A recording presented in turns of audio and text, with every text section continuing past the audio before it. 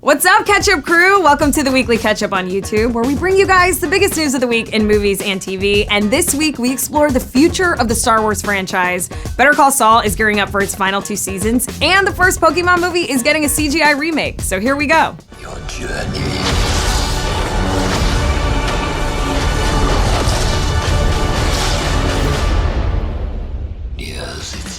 The Skywalker Saga may have ended, but Star Wars isn't going anywhere, with more shows, movies, games, and even a game show on the way. So let's break down the future of the franchise right now on the Ketchup. There's a lot going on in the world of Star Wars, and thanks to the internet, some thought that one of those things was the cancellation of the upcoming Obi-Wan Kenobi series for Disney Plus, with star Ewan McGregor leaving due to creative differences. But McGregor's reps later confirmed to The Wrap that it's thankfully totally inaccurate and the show is continuing as planned, so yay, we still get more of that iconic beard and one-liners. Blast, that's why I hate flying. And so far, no internet rumors have started about the upcoming Rogue One prequel, a Cassian Andor spin-off series for Disney Plus, which is also still a go, with Diego Luna and Alan Tudyk reprising their roles from Rogue One, a prequel to a prequel, double whammy. Doesn't sound so bad to me. And after the success of the certified fresh first season of The Mandalorian, there would really be no reason to slow down on doing more series for the streaming network, especially considering most people canceled their Disney Plus accounts until it comes back this fall. Shame on you. And speaking of The Mandalorian and rumors, Taika Waititi, the director of the season finale and voice of the most badass nanny droid ever, is reportedly being courted by Lucasfilm to direct a Star Wars movie.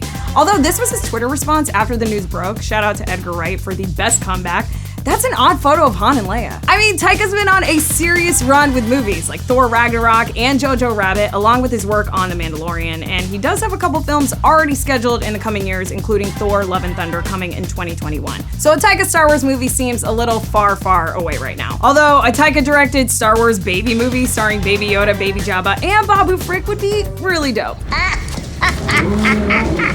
But there are still plenty of other big names working on Star Wars movies as well, including Marvel chief Kevin Feige and Last Jedi director Rian Johnson, who confirmed to Variety recently that he's still talking to Lucasfilm, but they haven't announced anything on their slate yet. As far as what future movies could look like, Disney has seemed to hit the brakes on doing more existing character spin-offs, although that's not totally off the table either. And some of those characters could come from the video game world, considering Shameless star Cameron Monaghan is featured in the latest game, Jedi Fallen Order. And some actually think that the video games will be kicking off the next big story, spanning into movies and TV, one that takes place 400 years before the events of Phantom Menace in a time known as the High Republic. Could this mean a Qui-Gon comeback? Anakin, tell us to take off. There's also a pretty strong argument to be made for how and why an episode 10 could work, giving some of the non-Skywalker related stories and characters a chance to evolve. Check out our full breakdown of that idea at RottenTomatoes.com. But if you're looking for something a little less traditional, the hit animated series Clone Wars is coming to Disney Plus in February, so time to re-up that subscription.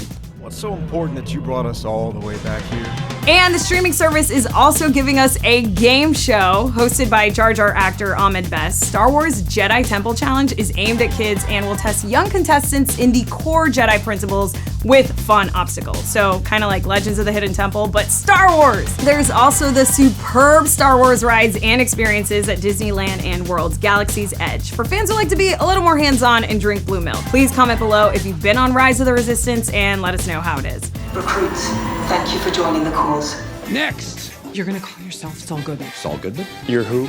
take a card. We're less than a month away from the 5th season premiere of Better Call Saul, which we now know will set up a 6th and final season of the show. It's like the beginning of the end of the beginning. So let's take a look at what we might see in the final seasons right now on the Ketchup. The 10-episode 5th season of Better Call Saul will kick off on AMC with a 2-night premiere on February 23rd, and it's been confirmed that the ensuing 6th season with 13 episodes will be the show's last and will go into production later this year with an air date sometime in 2021. It's sad, but hey, at least we're getting a few bonus episodes compared to past seasons. We're just getting started. As far as what we can expect going forward, after witnessing the birth of Saul Goodman in season 4, it looks like we'll get to see him grow into the fast-talking, colorful suit-wearing character that we know and love from Breaking Bad. Does this mean he'll finally ditch the crappy car and get that caddy? Time will tell, but hey, it's all good, man. Get it? It's all good, man. It's all good, man. But it does mean, no doubt, that there will be more Breaking Bad Easter eggs and characters popping up. Confirmed so far is Ed Galbraith, played by the late Robert Forrester, who also appeared in the Certified Fresh El Camino Breaking Bad movie, and DEA agents Hank Schrader and Stephen Gomez, who are slated to appear in multiple episodes this season, which, by the way, is a much better send-off than just being 2 pictures on a wall during this teaser for El Camino that didn't even make it in the movie. And in a new promo video from AMC, it was confirmed that stories like Jimmy's transformation, the volatile cartel and its new bad guy, Lalo Salamanca, and even the journey of Kim Wexler will start to overlap. But will there be more death and destruction from the twins? We can only hope, amigos.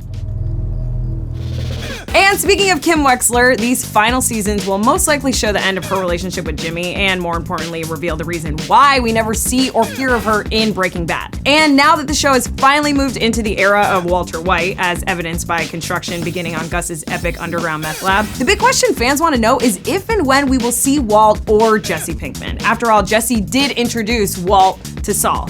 2 great 4-letter names. You don't want a criminal lawyer. You want a criminal lawyer.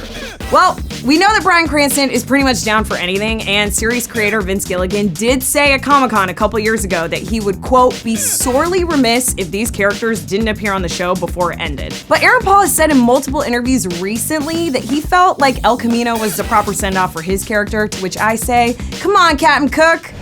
Now, if you are trying to catch up or need a refresher, there's good news, because season 4 of Better Call Saul hits Netflix on February 9th, so mark those calendarios. And if you weren't already excited about season 5, Bob Odenkirk told Deadline a while back that it is the best season we've ever done. It's gonna blow your mind, and I'm not kidding about either of those things. It's awesome. Okay, well, no need to call Saul for that one. There is no way to prove anything. All right, friends, it's time to kick it over to you now. What do you think will happen in the final seasons of Better Call Saul? Will it end mere moments before he meets Walt for the first time? Let us know your thoughts in the comments, and remember, the conversation will continue in our fan Facebook group, so be sure to check that out.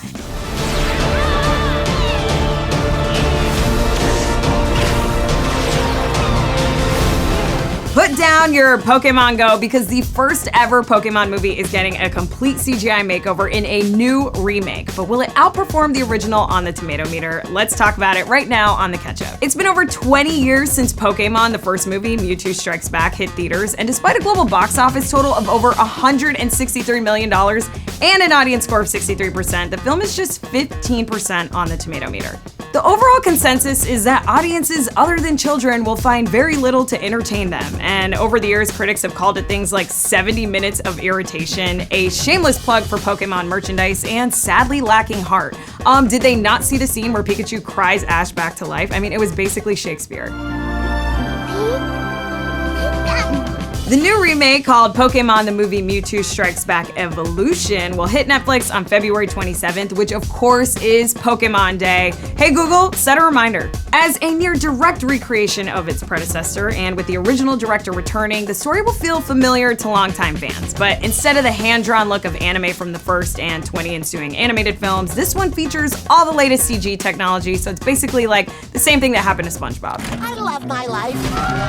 And since the film already debuted in Japan last July, there's currently one review on Rotten Tomatoes giving it a rotten rating. It's from IGN's Miranda Sanchez, who said the new animation style makes action scenes more flashy, but its story starts to drag about halfway through and never quite recovers. Time will tell if that is a bad sign or not, so keep checking RT in the coming weeks for Tomatometer updates and let us know what your audience review would be. But fans have been reacting to the new trailer on social media, with many like Brandon on Facebook saying there's no need to remake the film, the original was perfect. CGI looks dreadful. I mean, it's no Cats, but I feel ya. With others like Manny saying, I'll gladly watch this, I would love to see other 90s, 2000s ideas brought back. 90s nostalgia is in. Let's just never bring back cargo shorts though, okay? Those pockets. I'm mad for them. And it's that nostalgia factor that could help this new remake become a hit. I mean, the kids who saw and loved the first one in theaters are now the ones who will be reviewing it, which could lead to a more positive score. And don't forget that the success of 2019's Detective Pikachu, a live-action movie featuring the voice of Ryan Reynolds that is a fresh 69% on the Tomatometer and made $431 million worldwide. I've been so lonely. Throw in the ongoing popularity of the Pokemon games like Sword and Shield for Nintendo Switch, and the brand is strong, which means now is a great time for Netflix to try and cash in on some Pokémon. Did that land? I'm not liking this at all.